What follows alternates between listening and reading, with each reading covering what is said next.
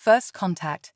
The vast expanse of space stretched endlessly before the Zarcomian research vessel, Celestial Seeker. Its sleek, crystalline hull glimmered faintly in the light of distant stars as it glided silently through the cosmos. Inside the ship's primary observation deck, lead xenobiologist Lyra stood motionless, her 4 eyes fixed intently on the holographic display before her. "Impossible," she whispered, her voice barely audible even in the quiet of the chamber. Her slender fingers, each tipped with a bioluminescent pad, danced across the console, manipulating the data streams with practiced ease. "What is it, lead scientist?" her assistant, Vex, inquired, moving to join her at the display. His skin rippled with patterns of curiosity, a swirling dance of blues and greens that reflected off the polished surfaces of the deck. Lyra's own skin pulsed with excitement, a riot of colors that betrayed her usually calm demeanor. A planet, Vex, one teeming with life. But not just any life. She expanded the hologram, revealing a blue and green orb suspended in the void. Intelligent life. And if these readings are correct, they're on the verge of interstellar travel. Vex's eyes widened, all 4 pupils dilating in surprise. But that's unprecedented. In all our explorations, we've never encountered another spacefaring race. Precisely, Lyra nodded, her crest of sensory tendrils quivering with anticipation. "And that's why we must make contact immediately. Prepare the drop pod, I'm going down there myself." Vex's skin flashed with alarm. "Lead scientist, the protocols." "Will be observed," Lyra finished firmly. "But this is too important to delegate. I'll take all necessary precautions." As Lyra made her way to the launch bay, her mind raced with possibilities. What would these beings be like? How had they evolved? What could the Zarcomian people learn from them? The questions were endless, and the prospect of answering them filled her with a thrill she hadn't felt since her first days as a fledgling scientist. The drop pod hummed to life around her as she settled into the pilot's seat. With a final check of her equipment and a deep breath to steady her nerves, Lyra initiated the launch sequence. The pod detached from the Celestial Seeker with a soft thud, and then she was falling, streaking through the planet's atmosphere in a controlled descent. As the pod broke through the cloud cover, Lyra got her first real glimpse of the alien world. Vast oceans of blue, continents of green and brown, and sprawling cities that glittered like diamond dust in the sunlight. It was beautiful, familiar yet utterly foreign. The pod's sensors guided her to a relatively isolated area, a small clearing in what appeared to be a forested region. As the craft settled onto the soft earth, Lyra's heart raced. This was it. First contact. She would be the first Zarconian to set foot on this world, to breathe its air, to meet its people. With trembling hands, she activated the pod's atmospheric analysis. After a tense moment, the results flashed across her display. Breathable, with only minor adjustments needed. Lyra calibrated her respiratory implant and opened the pod's hatch. The air that rushed in was thick with unfamiliar scents, rich, organic smells that made her sensory tendrils twitch with curiosity. She stepped out cautiously, her every movement deliberate as she adjusted to the planet's gravity. The forest around her was alive with sound and movement. Creatures she couldn't begin to identify called out from the trees, and small furry animals scurried through the underbrush at her approach. Lyra's scientific mind was in overdrive, cataloging every sight, sound, and sensation. But it was the sudden rustle from a nearby cluster of vegetation that truly caught her attention. Lyra froze, her chromatophores instinctively shifting to match the colors around her, a Zarcomian defense mechanism that had evolved over millennia. From between the leaves emerged a being unlike any Lyra had ever seen. It walked on 2 legs, its body covered in some kind of artificial skin, and atop its head was a mass of fibrous strands.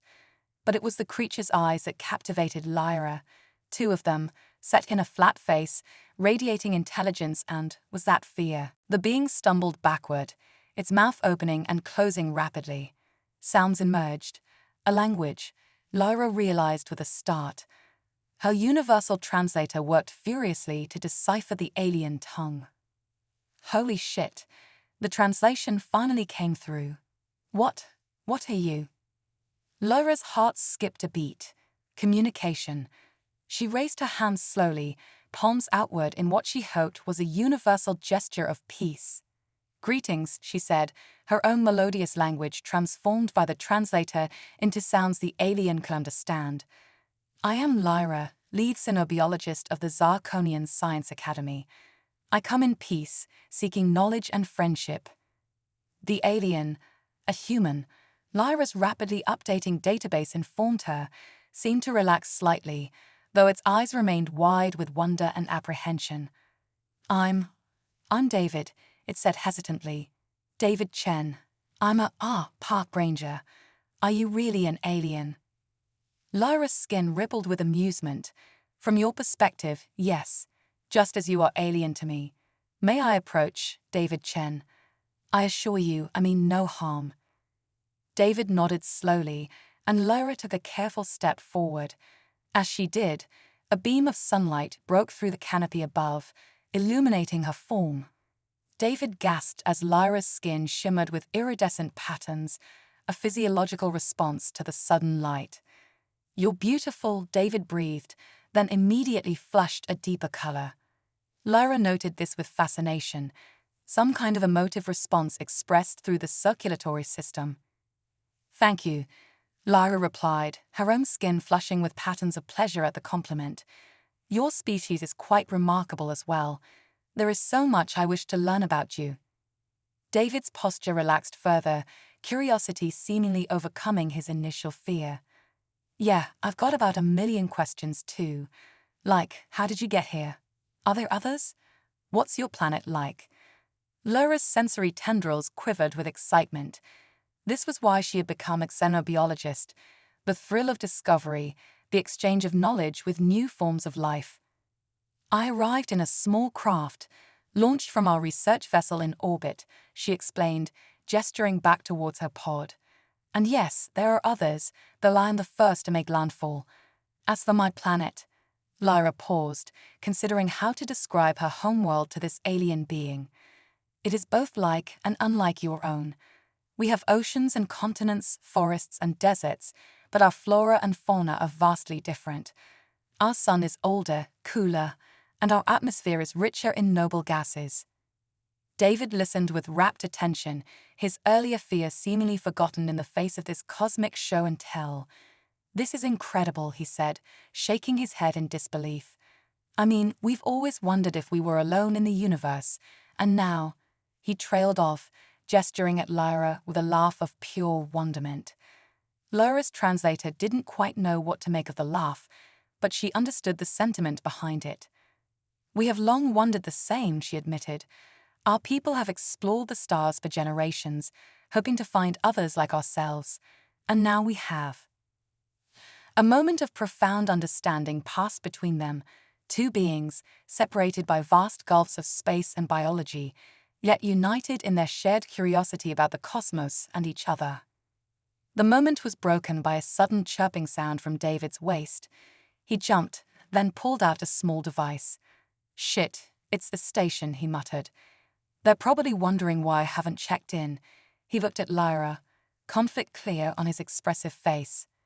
I should report this, shouldn't I? I mean, this is first contact.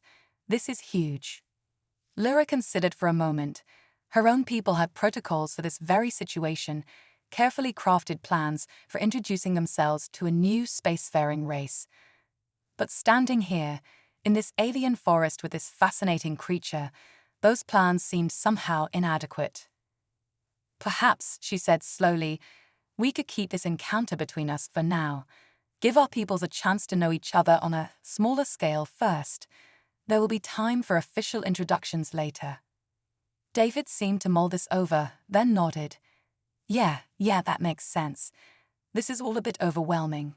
Maybe we could just talk, get to know each other a bit. Lyra's skin rippled with patterns of agreement and pleasure. I would like that very much, David Chen. Perhaps you could show me more of your world, and in return, I can tell you about mine." As David began to lead her deeper into the forest, pointing out various plants and animals and explaining their significance, Lyra felt a profound sense of rightness. This, she thought, was what she had always dreamed of, not just observing new life from afar, but truly engaging with it, learning and growing together. And as the alien sun began to set on this momentous day, casting the forest in hues of gold and pink that made Lyra's skin shimmer in response, she knew that this was only the beginning. Humanity and Zarkonians had made their first tentative connection. What wonders and challenges lay ahead, she could only imagine. But one thing was certain: the universe would never be the same again.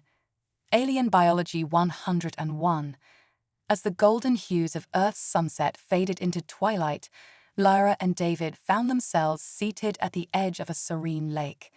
The water's surface shimmered like liquid starlight, reflecting the emerging constellations above. David had been explaining the concept of camping to Lyra, who found the idea of voluntarily leaving one's dwelling to sleep outdoors both perplexing and oddly appealing. So, humans intentionally expose themselves to the elements for fun. Lyra's skin rippled with a mix of confusion and amusement, creating a mesmerizing light show that danced across the lake's surface. David chuckled, still marveling at the alien's bioluminescent display. "Yeah, it's about connecting with nature, I guess. Getting away from the hustle and bustle of everyday life." Lyra's 4 eyes blinked in rapid succession, a gesture David was beginning to recognize as her processing new information. Fascinating. On Zarkon, our connection with our environment is constant. We never truly separate ourselves from nature. Speaking of your planet, David leaned forward, his curiosity piqued. "I've been dying to ask, how do Zarkonians, reproduce?" Lyra's skin flushed a deep indigo, her equivalent of a blush. "Ah, an excellent question. Our reproductive process is quite different from what I understand of Earth biology. We reproduce through a process called quantum entanglement fusion."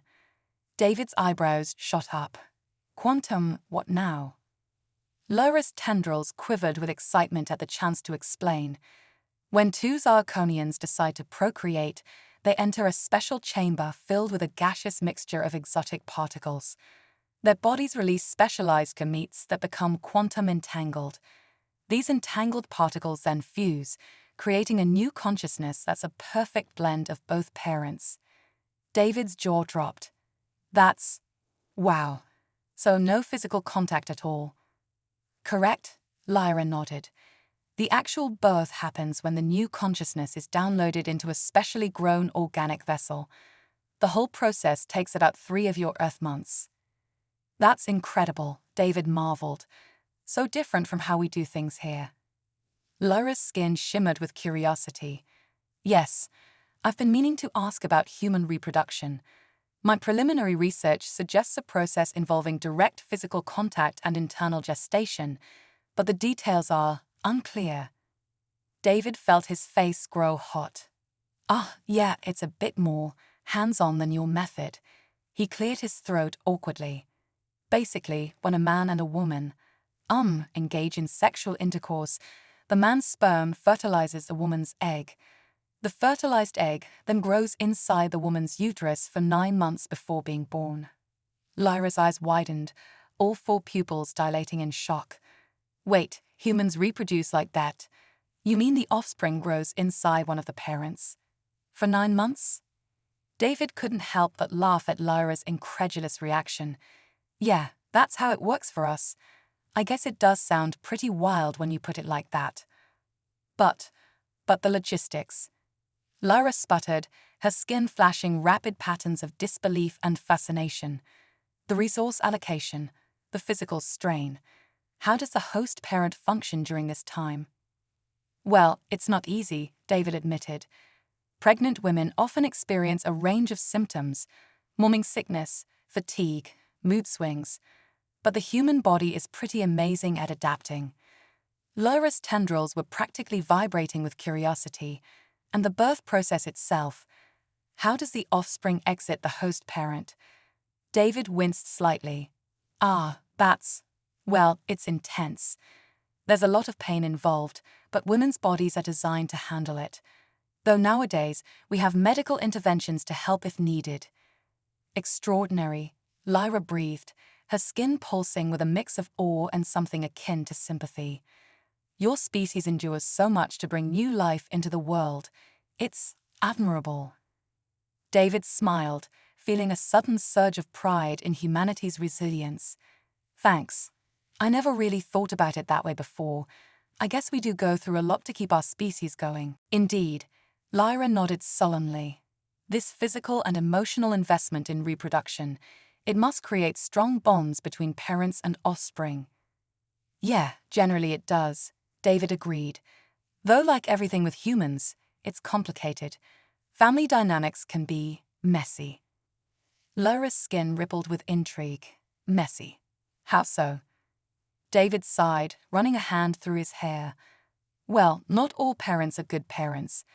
Some abandon their kids, some are abusive. And even in good families, there's often conflict, especially as kids grow up and try to establish their independence. Lyra's tendrils drooped slightly, her skin dimming. That sounds painful. On Zarkon, the community raises offspring collectively. The concept of individual parents is foreign to us. Really? David's eyebrows rose. So you don't have families at all? Not in the way you do, Lyra explained. We have close bonds with those we grow up with, but the entire community is responsible for nurturing and educating the young. It's seen as a collective duty. David whistled low. That's wild. I can't imagine growing up without parents, though I bet it avoids a lot of the drama we have. Perhaps, Lyra mused, her skin shifting to thoughtful hues. But I wondered if it also means we miss out on the depth of connection that human families seem to have. Your way seems more intense in every aspect. Yeah, that's humans for you, David chuckled. We tend to do everything intensely. Love, hate, create, destroy. We're a passionate bunch. Lyra's eyes gleamed with fascination. I'm beginning to see that. It's both terrifying and exhilarating. Your species contains such extremes, such potential for both great good and great harm. David nodded soberly. You're not wrong there. We've done some amazing things, but also some pretty terrible ones. I guess that's the price of free will and strong emotions. Free will, Lyra repeated, her tendrils curling thoughtfully. That's a concept we've long debated on Zarkon. Our society is much more structured than yours seems to be. The idea of individuals making choices that could potentially harm the collective is foreign to us. Really? David leaned forward, intrigued. So how do you make decisions? How do you progress as a society? Lyra's skin shimmered as she considered how to explain. We have a complex system of consensus building. Decisions are made through careful analysis of data and potential outcomes, with the well-being of the entire species always at the forefront. David mused. That sounds efficient, but don't you ever just want to, I don't know, rebel? Do something crazy just because you feel like it. Lyra's skin flashed with a pattern David hadn't seen before. Was that amusement? David Chen, I think you'll find that traveling alone to an alien planet to make first contact qualifies as something crazy by Zarkonian standards. David burst out laughing. Fair point. I guess you've got a bit of human-style rebellion in you after all. As their laughter faded, a comfortable silence fell between them. The lake before them was now a perfect mirror of the star-studded sky above, creating the illusion that they were suspended in space. You know, David said softly, I never imagined first contact would be like this. Sitting by a lake, swapping biology lessons and parenting philosophies with an alien. Lyra's skin glowed warmly. Nor did I, but I find I'm grateful for it. There's so much more to learn about each other, about our worlds and ways of life. David nodded, a slow smile spreading across his face. Yeah, me too. And hey, who knows? Maybe this is the start of something big. Maybe one day, humans and Zarcomians will be zipping across the galaxy together, learning from each other, growing together. Lyra's tendrils curled in agreement. I would like that very much, David Chen. The universe is vast and full of wonders. It would be a joy to explore it with allies, with friends. As the night deepened around them, human and alien sat side by side, two beings from worlds apart, united by curiosity, wonder, and the first tentative bonds of friendship. Above them, the stars twinkled, holding the promise of countless more adventures to come. Interstellar culture shock. As the first rays of Earth's sun peeked over the horizon, Lyra and David found themselves perched atop a rocky outcrop, watching the world awaken. The alien xenobiologist's skin shimmered with patterns of awe and excitement, her four eyes wide as she took in the vibrant colors of the sunrise. Your star is so intense, Lyra marveled, her tendrils quivering. On Zarkon, our binary suns create a more subdued dawn. David grinned, sipping from a thermos of coffee. Yeah, Earth can be pretty dramatic. Speaking of intense, he hesitated, then plunged ahead. I've been wondering about Zarkonian relationships. You mentioned reproduction doesn't involve physical contact, but do you have, romance? Love. Lyra's skin flushed a deep indigo, her equivalent of a blush. Ah, human directness. Yes, we have pair bonding, though it's quite different from what I understand of human romance. How so? David leaned forward, intrigued. Well, Lyra began, her tendrils curling thoughtfully, Zarkonian bonds are primarily based on mental and emotional synchronicity. We don't experience physical attraction the way humans do. David's eyebrows shot up. Wait, so you never feel, turned on, sexually attracted to someone? Lyra's skin rippled with amusement. Not in the way you're thinking. Our form of intimacy involves a deep psychic connection. When two Zarkonians are compatible, they can enter a state we call mind-mold ecstasy. Mind-mold ecstasy, David repeated, fascinated. That sounds intense. Oh, it is, Lyra assured him, her skin pulsing with warm hues. It's a complete merging of consciousness. Every thought, every emotion, every memory is shared. It's indescribable. David whistled low. Wow. That's something else. But don't you ever, I don't know, just want to hold hands? Kiss. Lyra tilted her head, puzzled. Why would we need to press our feeding orifices together? David burst out laughing. Okay, when you put it like that, it does sound weird. But for humans, physical touch is really important.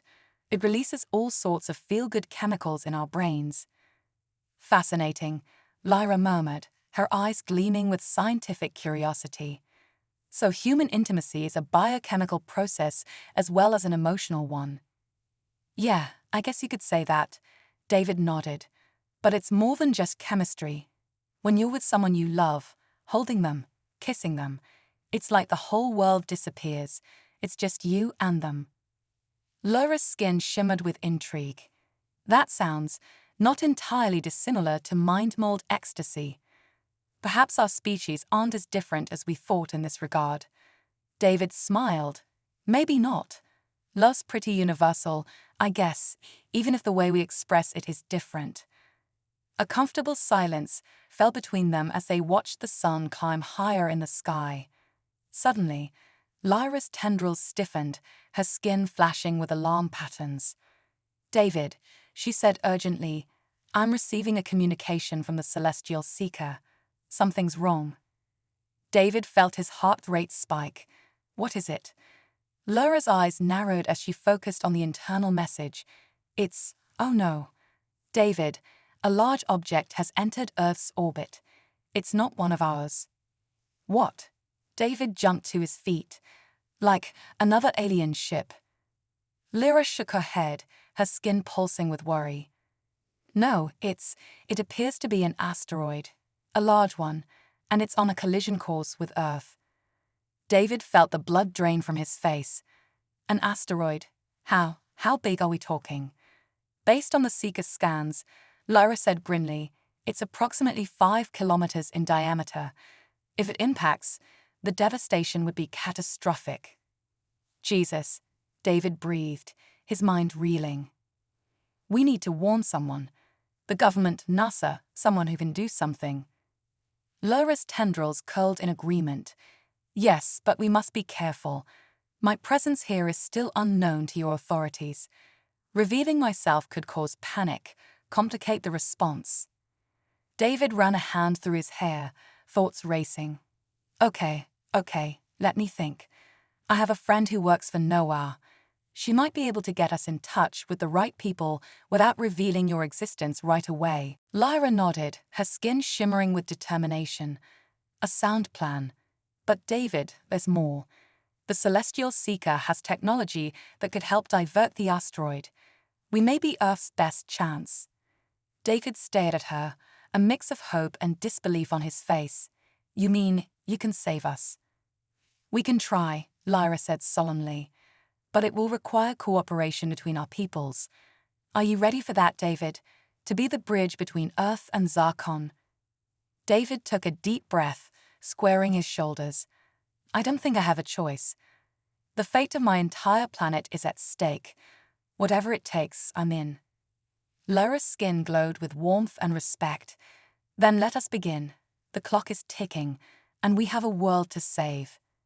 As they hurried back towards David's ranger station, the beauty of the morning forgotten in the face of impending catastrophe, both human and alien felt the weight of their newfound responsibility. The next few days would determine not just the fate of Earth, but the future of human-Zarkonian relations. Little did they know, this crisis would push both their species to their limits, testing the bounds of trust, ingenuity, and the very nature of interstellar cooperation. The stage was set for a cosmic drama unlike any in Earth's history, a race against time, with the fate of an entire world hanging in the balance. Cosmic Crisis Countdown. The tension in the makeshift command center was palpable, a mix of fear, determination, and barely contained awe. What had once been a simple ranger station was now the nexus of Earth's most critical operation, filled with a motley crew of scientists, government officials, and one very conspicuous alien. Lyra stood at the center of it all, her bioluminescent skin pulsing with complex patterns of concentration and concern. Around her, banks of hastily assembled monitors displayed a dizzying array of data, orbital trajectories, impact simulations, and live feeds from space telescopes tracking the approaching asteroid. All right, people, barked General Hawthorne, a grizzled veteran who'd seen his fair share of crises, but never one quite like this. Let's run through this one more time. Dr. Chen. David, looking haggard but determined, stepped forward. Right. Thanks to the data from the Celestial Seeker, we've confirmed that the asteroid, which we're calling Damocles, will impact Earth in approximately 72 hours. If it hits, we're looking at an extinction-level event. A murmur of disquiet rippled through the room.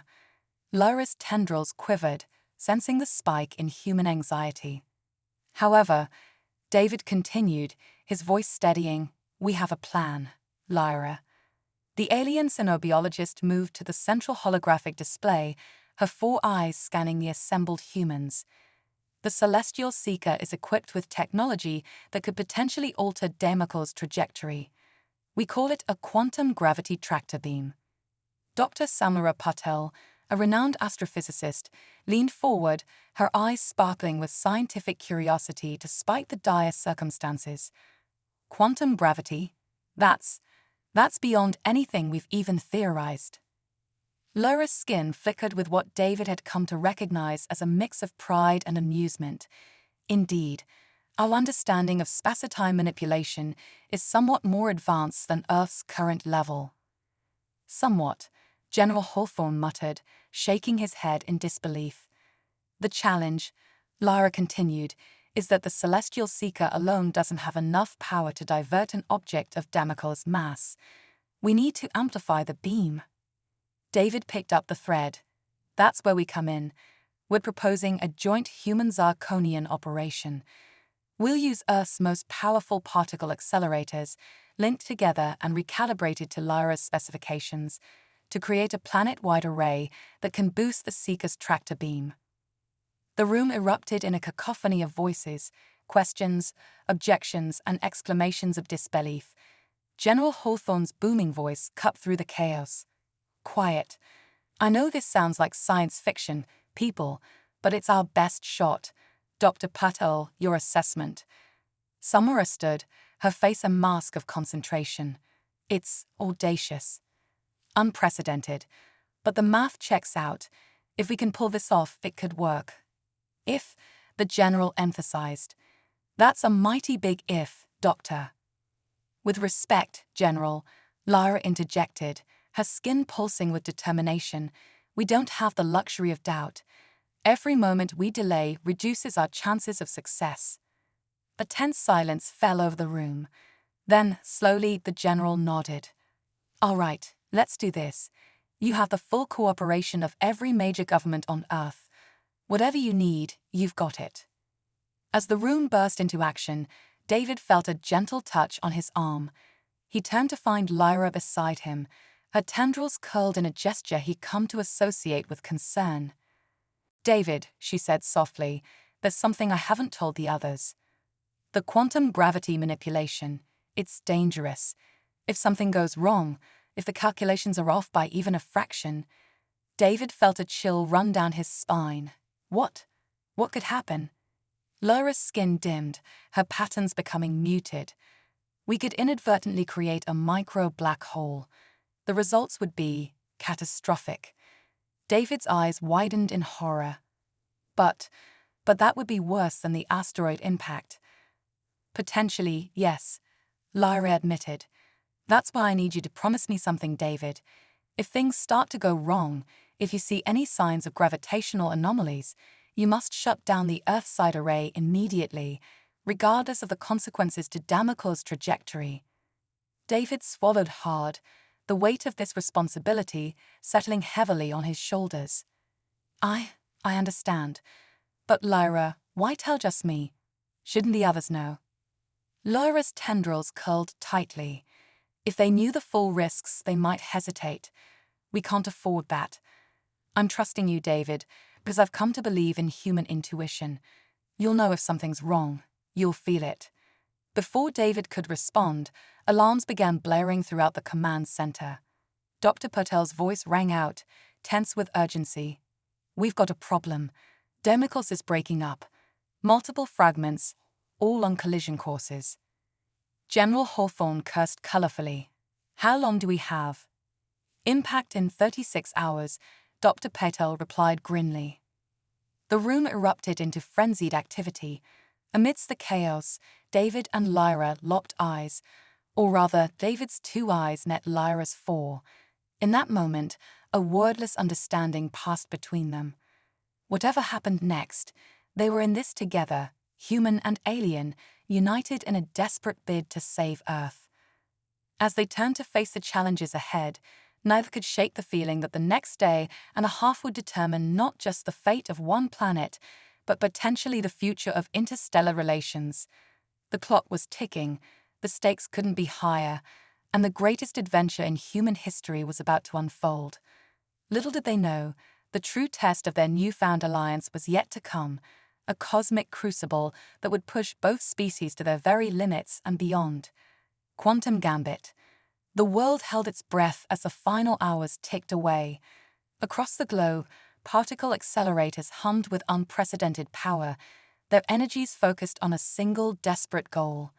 In orbit, the celestial seeker's crystalline hull glowed with an otherworldly light, its quantum gravity tractor beam primed and ready. In the command center, now a hive of frenetic activity, David and Lyra stood side by side, an island of calm in a sea of chaos. Lyra's skin pulsed with complex patterns of concentration and determination, while David's face was set in a mask of grim resolve. Final checks complete, Dr. Patel announced, her voice tense. All systems a go. General Hawthorne nodded grimly. All right, people, this is it. The fate of our world rests on what happens in the next few minutes. Whatever happens, it's been an honor." A solemn silence fell over the room, broken only by the steady beep of monitoring equipment. David felt Lyra's tendrils brush against his hand, a gesture of solidarity that sent a surge of warmth through him despite the dire circumstances. Initiating quantum gravity array. Now, Lyra's melodious voice rang out. The effect was immediate and awe-inspiring.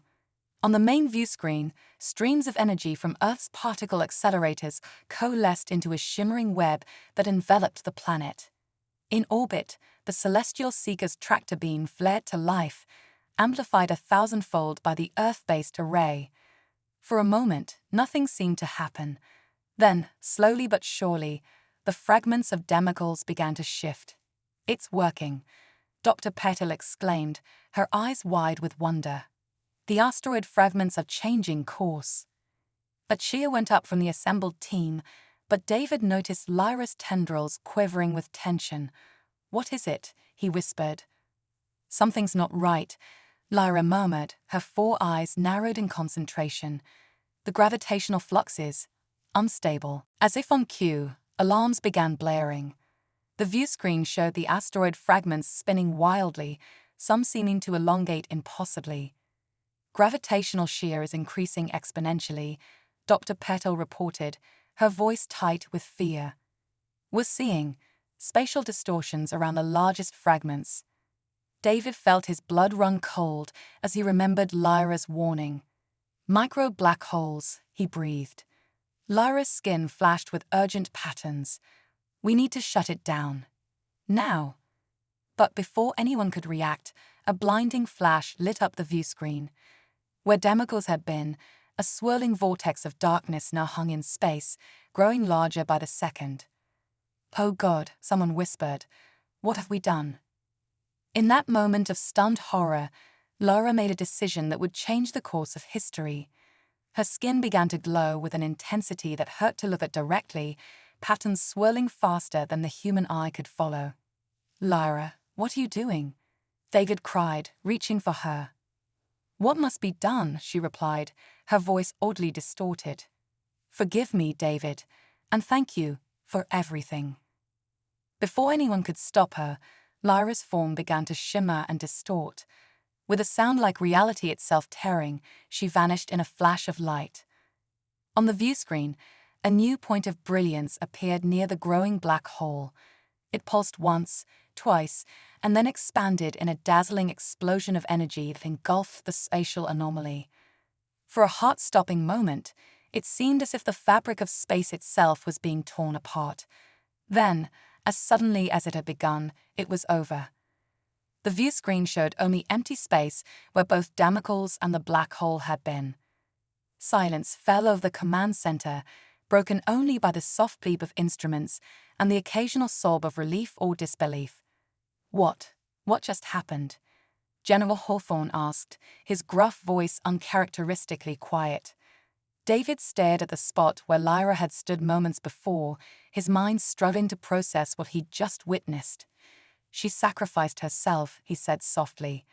"Somehow, she turned herself into pure energy to neutralize the black hole." Dr. Patel shook her head in wonder. "The amount of energy required, it's beyond anything we can comprehend. Your friend, she saved us all." As the implications of what had just occurred began to sink in, a new alarm sounded. "Incoming transmission," a technician called out. It's from the celestial seeker." The view screen flickered to life, showing the interior of the alien ship. And there, impossibly, stood Lyra.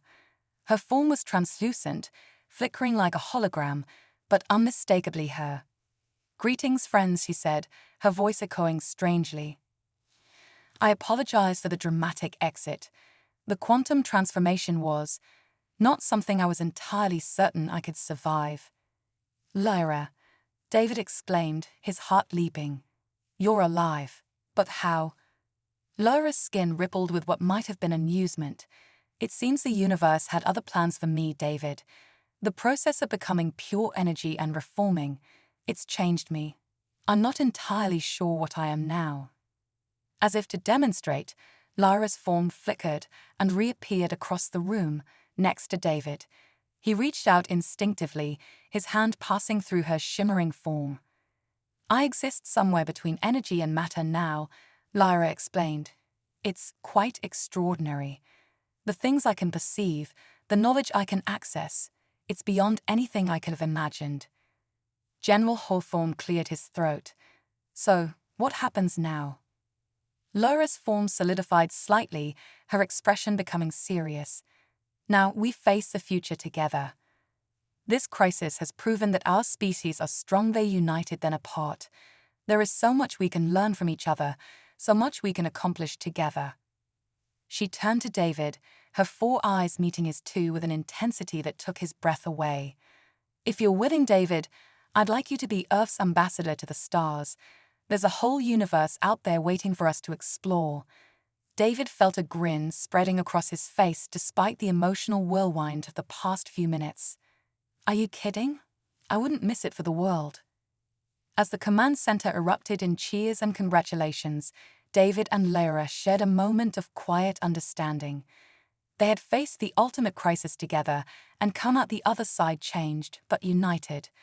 Whatever challenges lay ahead, they would face them side by side, human and alien, matter and energy, explorers of the cosmic frontier.